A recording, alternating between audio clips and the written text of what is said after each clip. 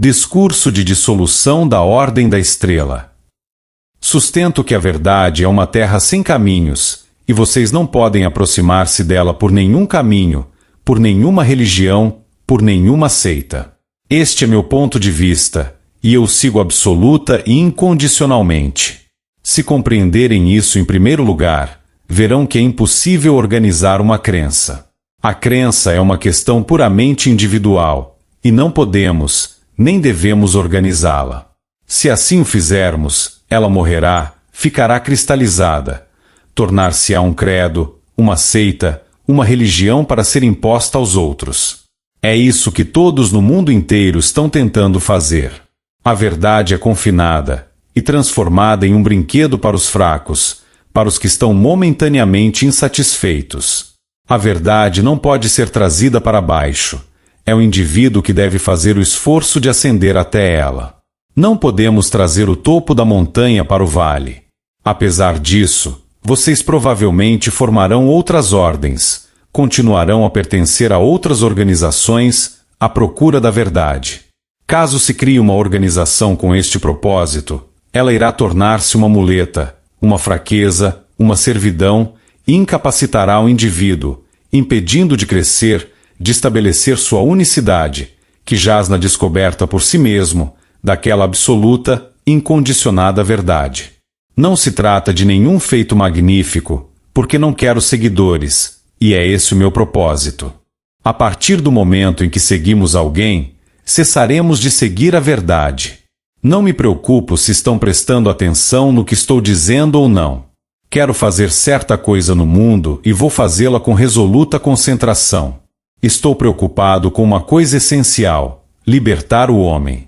Desejo libertá-lo de todas as prisões, de todos os temores, e não fundar novas religiões, novas seitas, nem estabelecer novas teorias e novas filosofias. Diante disso, naturalmente me perguntarão por que percorro o mundo todo, falando continuamente. Vou dizer-lhes por que faço, não porque desejo seguidores, nem porque desejo um grupo especial de discípulos especiais. Não tenho discípulos, nem apóstolos, seja na terra, seja no reino da espiritualidade. Tampouco é o fascínio do dinheiro, nem o desejo de viver uma vida confortável que me atrai. Se eu quisesse viver confortavelmente, não viria para um acampamento, ou viveria num país úmido. Estou falando francamente porque quero deixar isso bem claro de uma vez por todas.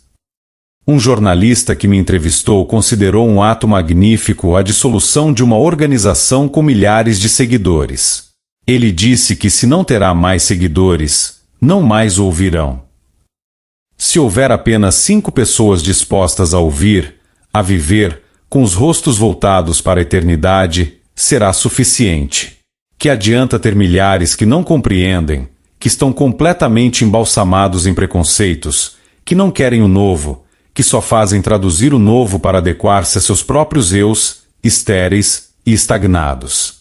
Há 18 anos, vocês vêm preparando-se para este acontecimento, para o advento do instrutor do mundo.